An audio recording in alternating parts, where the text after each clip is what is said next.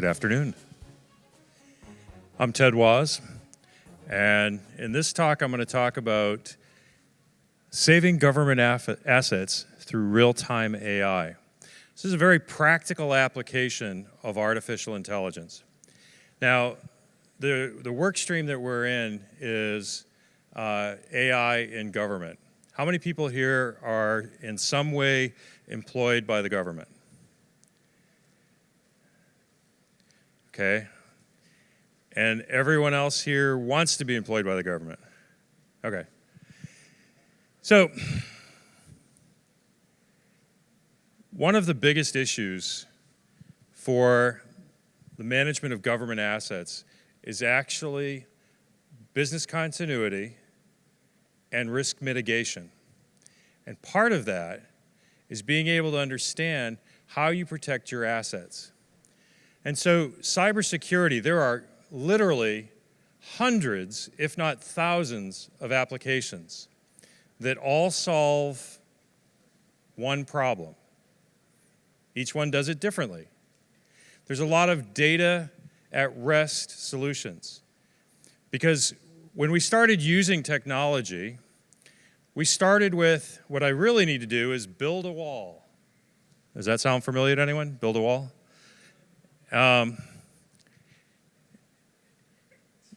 It's funny because back in the 80s, we were tearing down walls, starting with Ronald Reagan and then Bill Clinton. So, and by the way, walls are not bad. They serve multiple purposes. So in business and in government, we built a wall around our assets. And then we centralized our technology. And we said, and now all is good. I am at peace. I may even take a day off. And then somebody breached our wall and made us feel sad. So what did we do then? We built a bigger wall. We spent more money. We built enterprise resource systems. We integrated all of the modules together. And we said, it is good. And I feel safe. And I can go to sleep now. So when that happened, we saw advanced persistent threats. So then what did we do?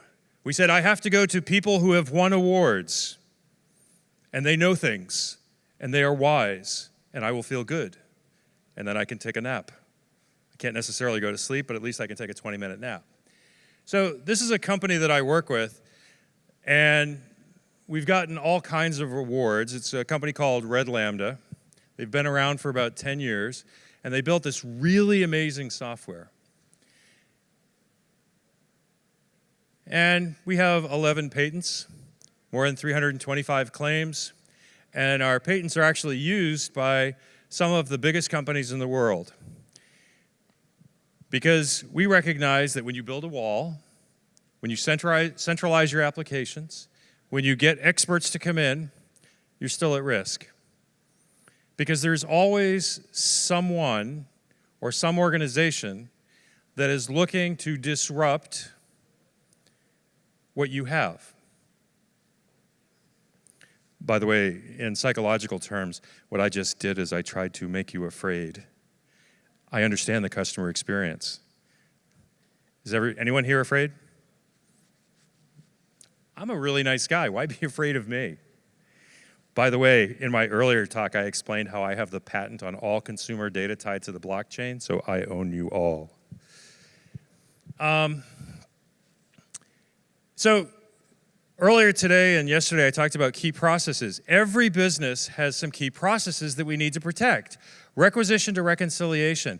I have some information, or I have a product, or I have a service, and someone else wants to provide it. They're either an internal person or an external person, but somehow we want to protect that process. Because when we do business with other people as a government agency or a ministry, we want to be able to assure that we're keeping the people's trust. Now, all of those processes cost money, so we tie the order-to-cash process to it, and we need to inventory all of our capabilities or our assets, and we need to manage those because they're not unlimited. We have to be able to know when and where they're being used. And then we need to know who the people are accessing the information, and then we want to make sure that we have good security around it.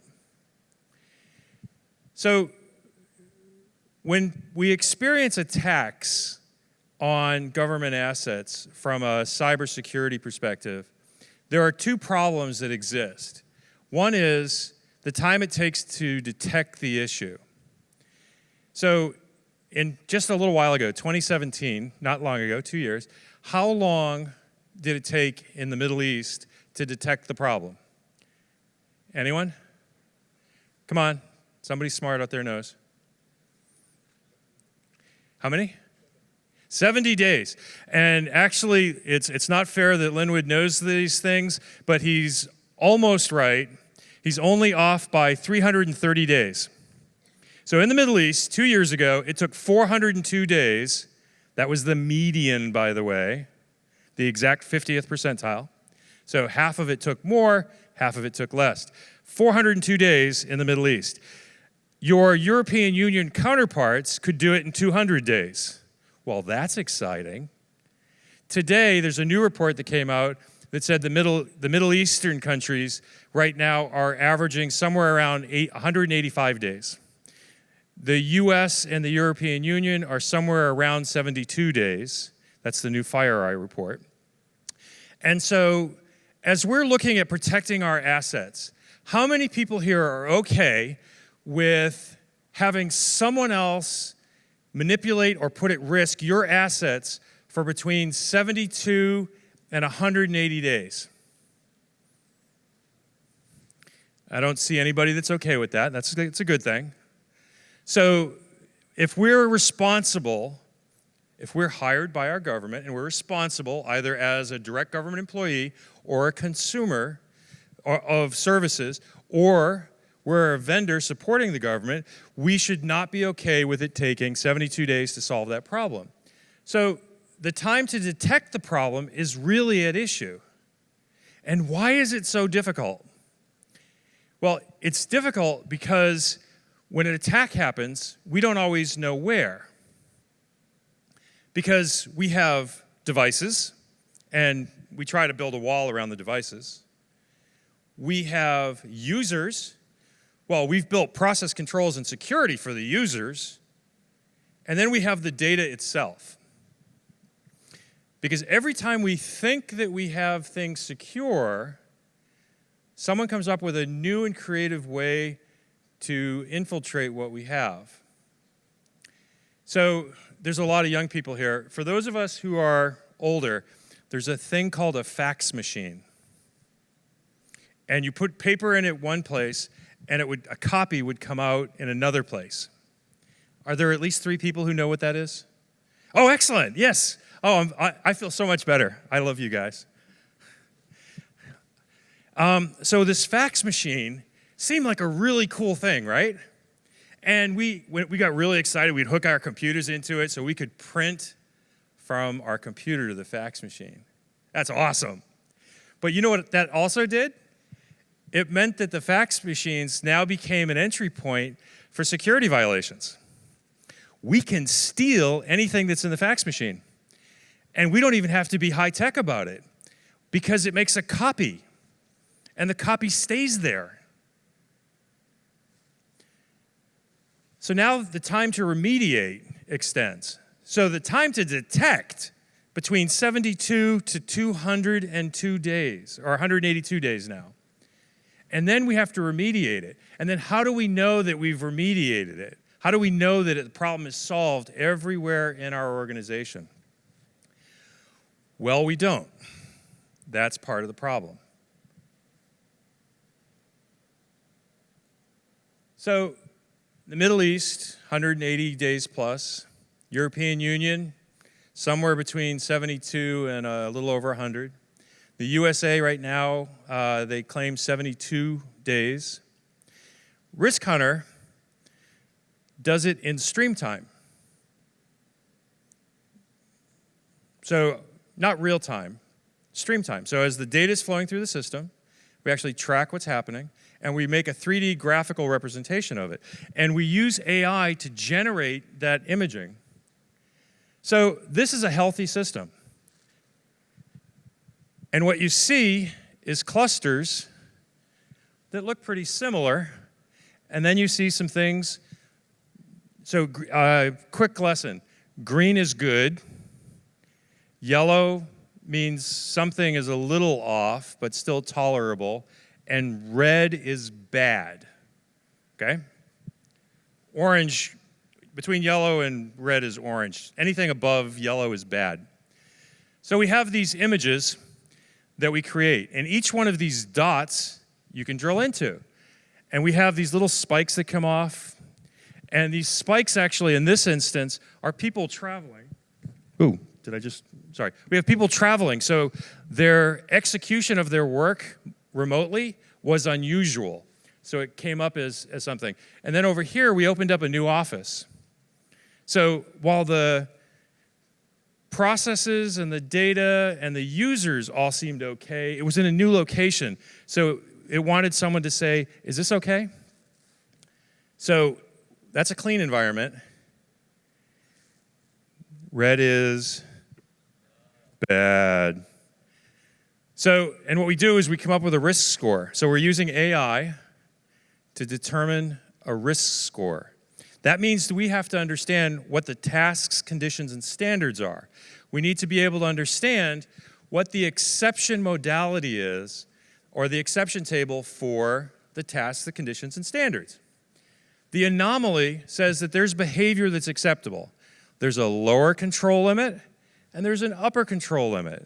And everything in between is okay, and it may represent some sort of risk, but things that are outside of the upper and lower control limit are real risks. And then the impact. This says, if this happens, I am either really scared and need to act quickly, or, you know what, we're opening a new office, this is a new employee, it's not a big deal, nothing to worry about here. So when you click on any one of these nodes, we use AI once again to be able to drill from the host bubble all the way down to the process.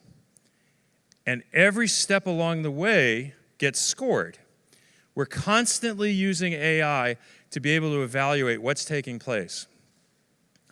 And I'm sorry I don't have this to show you dynamically on the screen here, but if anybody wants to see it afterwards, I'm more than happy to show you, because it's really kind of cool.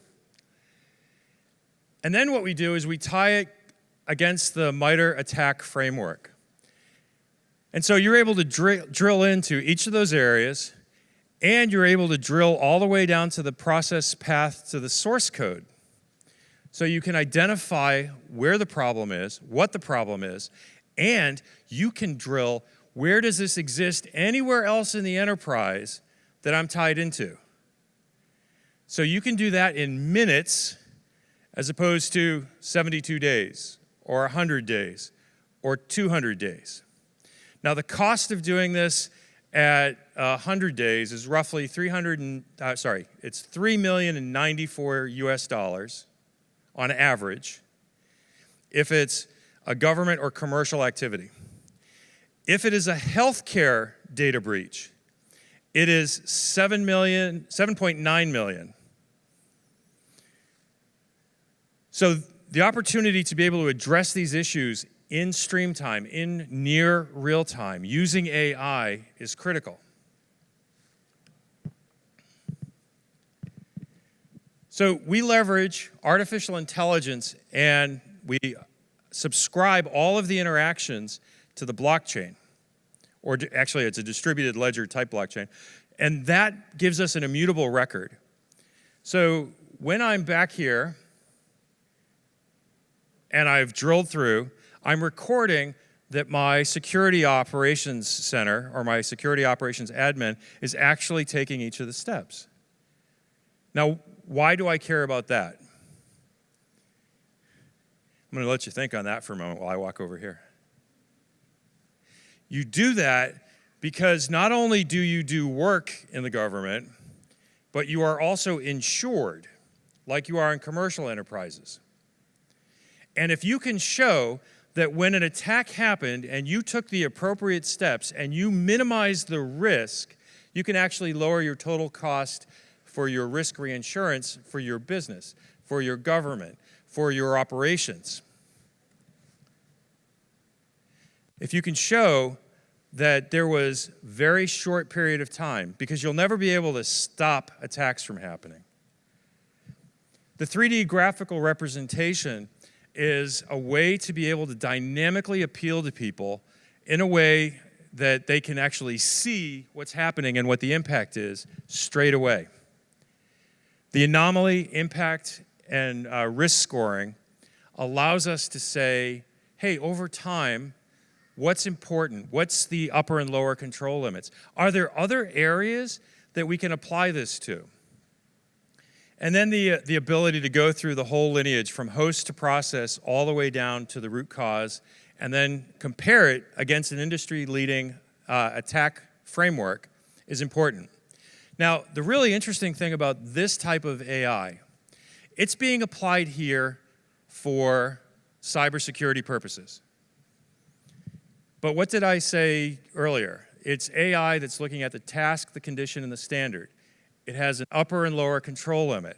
It does reputation scoring for risk, anomaly, and impact, which means that you could also take the same baseline technology and apply it for automated data management.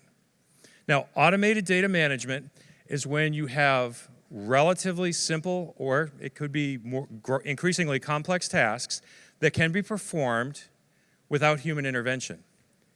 And every time you can do that, you can cut costs dramatically. In the United States, yesterday we heard that the healthcare spend is between 19 and 23% of the gross domestic product. It's pretty big. Most of the world, it's around 5%. Part of the problem is we spend an awful lot of money dealing with breaches and with manual processes within healthcare. I was the CIO for the largest health insurer in the United States, and I processed over 1 billion claims per month. And I can tell you that when I could straight through process, and half of those claims were government claims. So when I could straight through process, it cost me 89 cents. If a person had to touch that claim, it was $5.25. If they touched it a second time, it was nearly $100.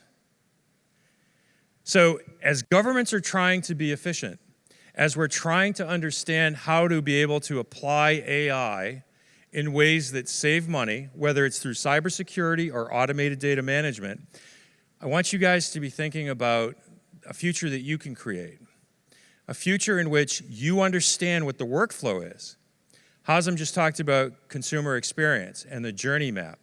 Understand what those maps are, because the better you understand them and the more that you can configure the experience and give options at the appropriate junctures, the better you're able to meet the needs for cost, for consumer happiness or consumer delight, and the better is the experience is going to be overall.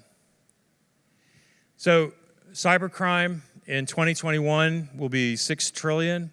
Now, that does not include all of the total costs. It takes 14 seconds for a ransomware attacks. Does anybody here know how much it costs to actually acquire the code for ransomware? Anybody?